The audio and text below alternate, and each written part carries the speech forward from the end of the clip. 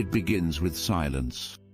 The desert lies still, a barren ocean of dust and stone. The wind whispers over dry earth, sculpting dunes that seem frozen in time. To the untrained eye, it looks lifeless, empty, harsh, dead. But beneath that silence, something waits. Tiny seeds, invisible to the naked eye, lie buried beneath the sand. Some have waited years, decades even. They sleep through the scorching sun and the endless drought, clinging to a whisper of hope. Hope that one day the rain will return. And then, it happens. A rare storm rolls over the horizon. Dark clouds gather over the desert like a secret being unveiled. The sky splits open and rain pours down.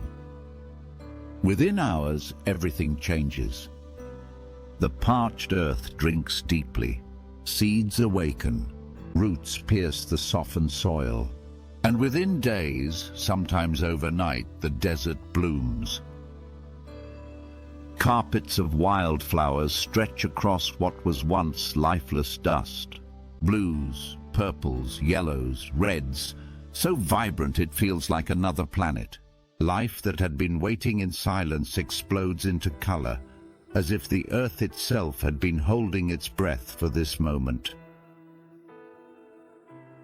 This is not magic, but it feels like it. It's called a super bloom, a rare and awe-inspiring phenomenon where vast stretches of desert erupt in wildflowers after unusually heavy rainfall. Places like California's Death Valley, Chile's Atacama Desert, and parts of the Australian outback, some of the driest regions on Earth, become for a short time gardens of wonder. How is it possible? How does life survive in a place so unforgiving? The answer lies in the resilience of the desert seed. These seeds are engineered by nature to endure the impossible. Encased in tough outer shells, they wait in a kind of suspended animation, dormant but alive.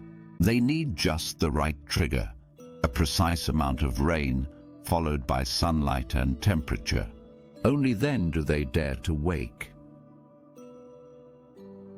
And even then, not all seeds bloom. Some stay asleep, waiting for a future rain that may come years later. It's nature's insurance policy, a gamble against the odds, a quiet form of wisdom that says, not yet, maybe tomorrow. This strategy, called bet hedging, is a miracle of survival. And it's not just in plants. All around the world, in the harshest places, life uses patience as its weapon. Desert frogs bury themselves underground, waiting for the rain to sing them back to life. Tiny shrimp eggs rest for decades in dry lake beds until the water returns. Bacteria survive in ancient salt crystals, untouched for millennia.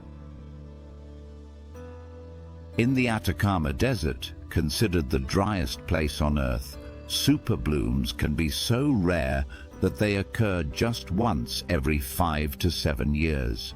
And yet, when they do, it's as if the desert has been rehearsing for this moment all along. Scientists from around the world travel there just to witness it. Locals refer to it as a miracle, something divine hidden in the dust. The desert, it turns out, is not a place of death.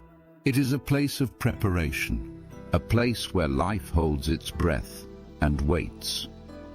There's something deeply human about this. Because don't we do the same? Aren't there seasons in our lives when nothing seems to grow, when everything feels dry and silent, when we feel buried under the weight of time, failure, grief, or fear? We look around and see only dust. But beneath the surface, something in us is still alive, still waiting, still hoping. We carry within us the seeds of our own super blooms, Dreams, ideas, love, courage, all waiting for the right moment to rise. We can't always force them, but we can prepare. We can protect them. And when the rains of life finally come, when opportunity, healing, or clarity pours down, what was hidden will rise, just like the desert. In 2016, Death Valley, one of the hottest, driest places on Earth, experienced one of the most dramatic super blooms in modern memory. Tourists wept. Scientists were stunned. Locals who'd lived there their whole lives had never seen anything like it. In that moment, Death Valley lived up to its name and defied it. It wasn't just beauty.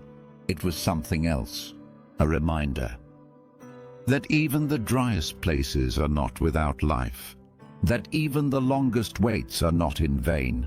That even the harshest seasons can end in color. The desert doesn't bloom often, but when it does, it leaves you breathless. And maybe that's the point. Maybe awe is born not from constant wonder, but from the contrast, from the silence before the song, from the waiting before the bloom. Deserts are not mistakes. They are part of the pattern. Even in our lives, the driest times, the ones filled with uncertainty, loneliness, or stillness, can serve a purpose. They teach us to wait. They build our strength. They bury our seeds deep enough that when we finally bloom, our roots will be strong. So if you're in a dry season right now, emotionally, creatively, spiritually, know this: you are not barren. You are buried. You are not done.